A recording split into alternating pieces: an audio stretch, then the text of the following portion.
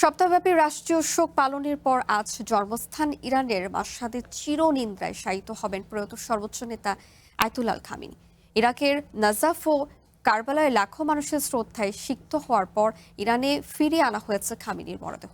দাফনের আনুষ্ঠানিকতার জন্য প্রস্তুত রাখা হয়েছে ইমাম রেজার মাজার কমপ্লেক্স।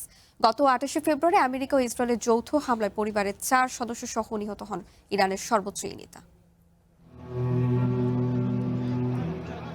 নিজ জন্মস্থান মাশহাদে আজ সমাহিত হবেন ইরানের প্রয়াত সর্বোচ্চ নেতা আয়াতুল্লাহ আলী খামেনি। সপ্তাহব্যাপী রাষ্ট্রীয় শোকানুষ্ঠানের অংশ হিসেবে বুধবার খামেনির মরদেহ নেওয়া হয় ইরাকের পবিত্র নগরী নাজাফে। সেখানে লাখো মানুষ প্রয়াত নেতার প্রতি শেষ শ্রদ্ধা জানাতে শোকযাত্রায় অংশ নেন। ইরাকের ঐতিহাসিক কারবালা থেকে ইতিমধ্যেই ফিরিয়ে আনা হয়েছে খামেনির মরদেহ।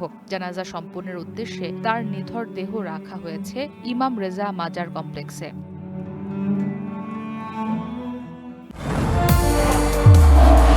নির্মাণে নাম্বার 1 ধারণা করা হচ্ছে ধর্মীয় নেতা হিসেবে তাকে বিশেষ স্বীকৃতি দিতেই ইমাম রেজা মাজার কমপ্লেক্সে দাফনের সিদ্ধান্ত নেওয়া হয়েছে। এর আগে বুধবার ভোর থেকে কড়া নিরাপত্তার মধ্যে শোক যাত্রা শুরু হয়। ইরানের জাতীয় পতাকা মোড়ানো কফিনটি একটি বিশেষ কাচের বাক্সে বহন করা হয়। হযরত আলী রাদিয়াল্লাহু আনহু-এর সমাধিতে তার জন্য দোয়া অনুষ্ঠিত হয়। পরে মরদেহটি কারবালার উদ্দেশ্যে নেওয়া হয়, যেখানে ইমাম হোসেন রাদিয়াল্লাহু আনহু ও হযরত আব্বাস রাদিয়াল্লাহু আনহু-এর মাজারেও শ্রদ্ধা নিবেদন করা হয়।